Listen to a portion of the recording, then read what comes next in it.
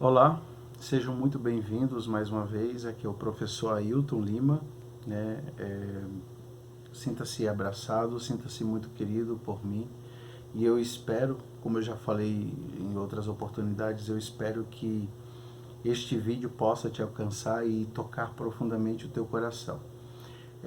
Eu gostaria apenas de fazer uma ressalva sobre justamente este canal, né? Eu não tenho há pouco tempo.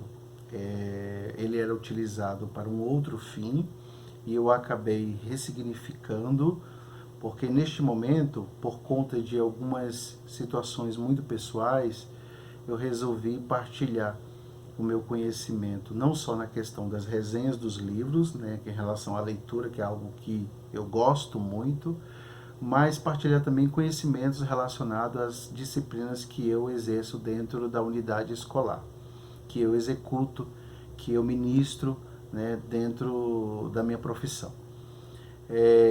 Mas sem muitas delongas, eu gostaria de fazer a terceira resenha com esta, de um livro que me chegou às mãos e que me impactou profundamente.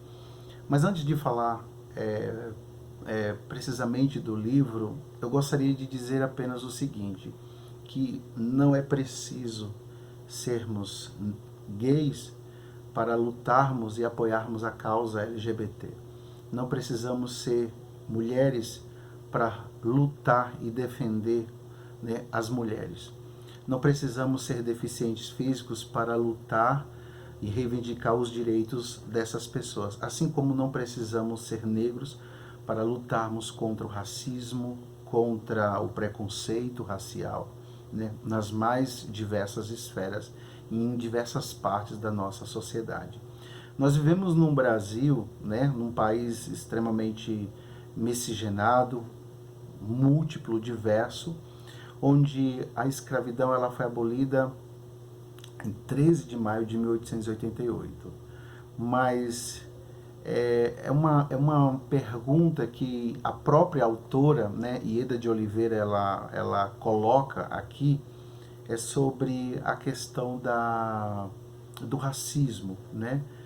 Será que realmente estamos livres da escravidão?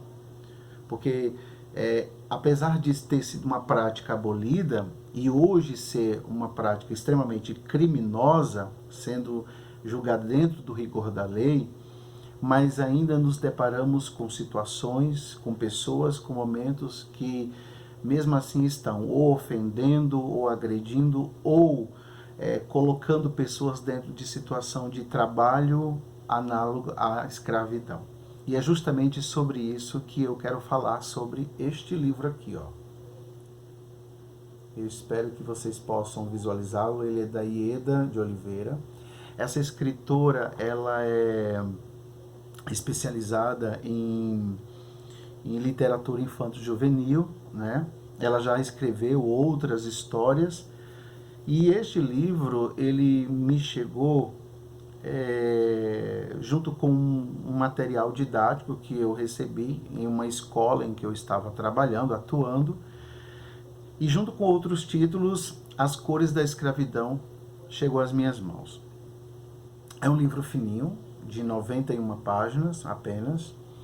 A princípio, quando eu me deparei com esse título, eu achei que fosse uma história que retratasse realmente o período da escravidão, né? Mas não. Ele vai trazer justamente uma história atual e, paralelo a isso, nós vimos por esses dias, inclusive, uma situação, né, de um vereador, se eu não me engano, parece de Santa Catarina, que fez um discurso numa tribuna humilhando, né, xingando algumas pessoas do estado da Bahia que estavam justamente sob essa situação. E ele xingou, e ele ofendeu, disse coisas horríveis contra o povo baiano, que estavam, né, justamente essas pessoas passando por esse momento tão difícil.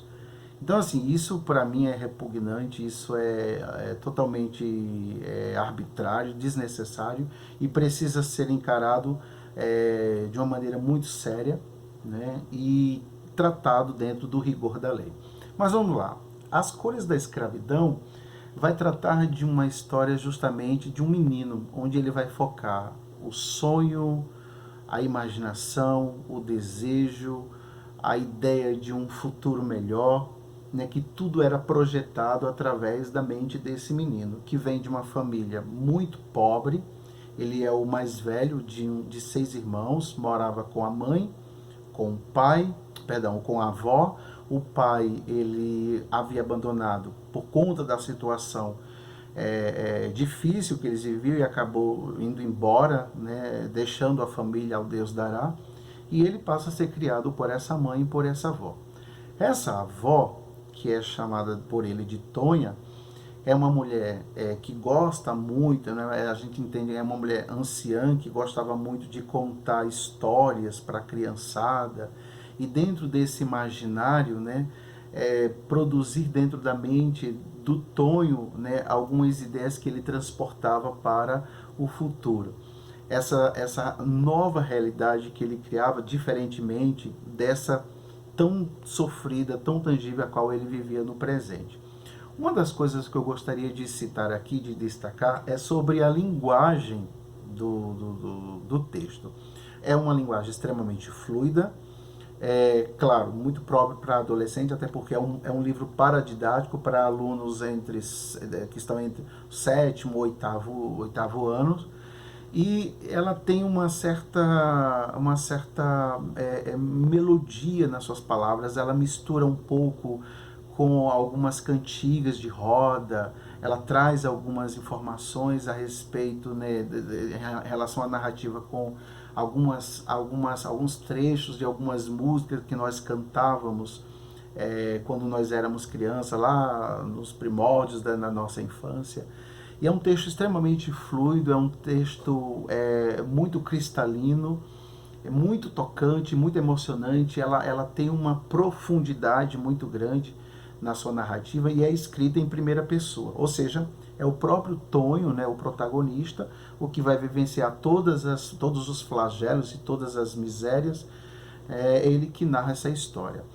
Uma coisa que me chamou a atenção é que a maneira como o Tonho narra, já que é um livro, né, narrado em primeira pessoa, ele narra de uma maneira muito, não vou dizer erudita, mas ele é muito formal e um tanto até eloquente com as suas palavras. Por exemplo, ele utiliza muitas concordâncias nominais e verbais muito certinho. E por ele ser uma criança e que ainda é analfabeto, ou seja, não tem instrução, nunca havia ido à escola, então eu fiquei um pouco preocupado, em dúvida em relação a isso. É claro que no final, quando eu terminei de ler a leitura, eu já me deparei, né, com um outro Tonho completamente desse que estava no início da narrativa. Daí então que eu entendi por que a história ele estava narrando com tanta fluidez e com tanta, vamos dizer, eloquência, né? E aí vocês vão entender, quem estiver interessado em buscar e procurar o livro e ler a história, vai entender por que ele é narrado com tanta fluidez e com tanta formalidade. Mas vamos lá. O Tonho, ele é um menino entre 7 e 8 anos, criado pela avó e pela mãe, como eu já falei. Eles são muito pobres, e através das histórias contadas pela sua avó, ele projeta, né, uma vida e um futuro melhor. Ele tem um melhor amigo, né, o João, que também tem uma situação análoga à dele, muita pobreza, mora com a mãe, o pai foi embora trabalhar numa outra fazenda. Enfim, eles vivem dentro dessa situação. Porém, eles são crianças e procuram tirar o melhor que eles podem, brincar, sonhar, ser feliz, se deliciar com essas histórias, produzir, né, ou projetar um futuro, né, completamente diferente dessa realidade presente a qual eles vivem. E aí, um certo dia, chega um pessoal na vila onde eles moram, prometendo levá-los para um lugar onde eles vão trabalhar, ganhar muito dinheiro, ou seja, prometendo, né, mundos e fundos. Uma lábia muito boa, um jeito todo delicado de conquistar, só sei que convence um grupo de pessoas, inclusive o Tonho, que leva o João junto com ele nessa jornada.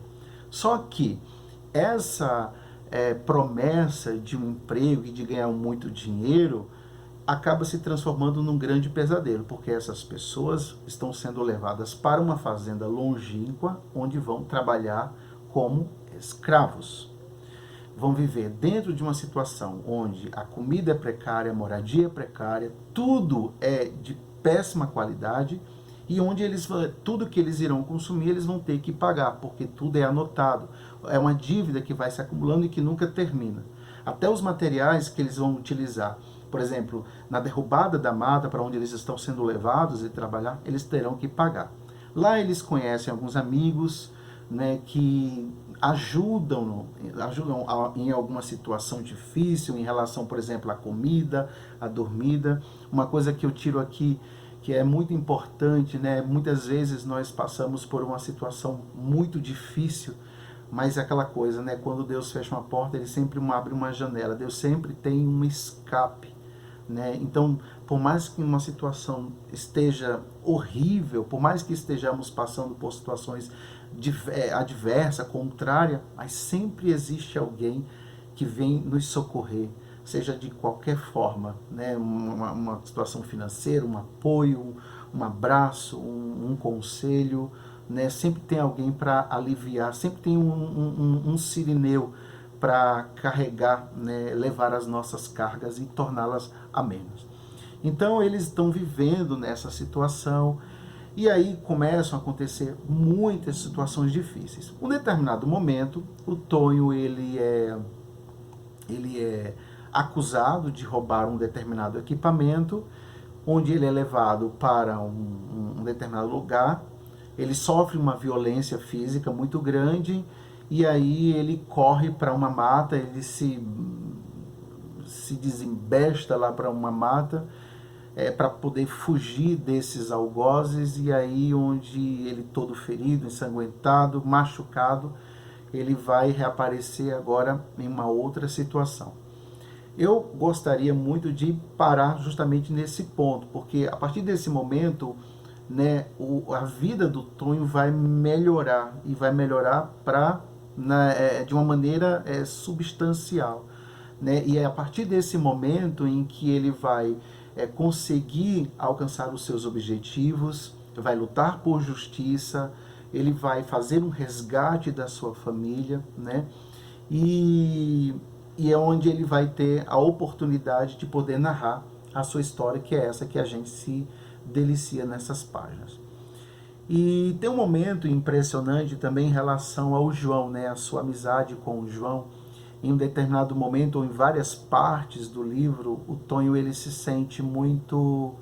ele sente um remorso muito grande, porque o João ele não tem essa força, essa vitalidade do Tonho.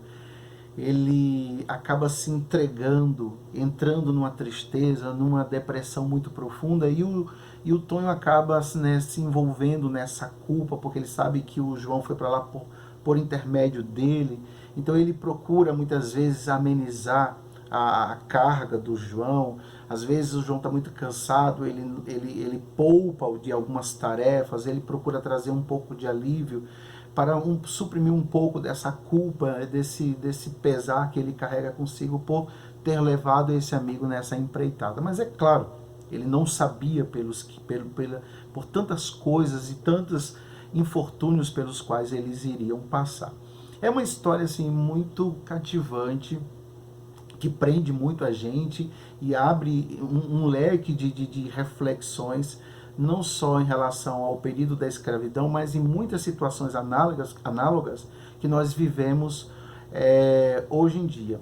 E que essas reflexões sirvam para que possamos lutar, né, para que nunca abaixemos as cabeças para os desmandos de pessoas racistas, né, para pessoas que muitas vezes utilizam da religião para cometer homofobia, preconceito, discriminação e segregação e todas essas formas de violências, e que muitas pessoas estão aí propensas e sofrendo por parte dessas pessoas que se sentem maiores, superiores. Precisamos lutar, precisamos falar, precisamos avançar, não é?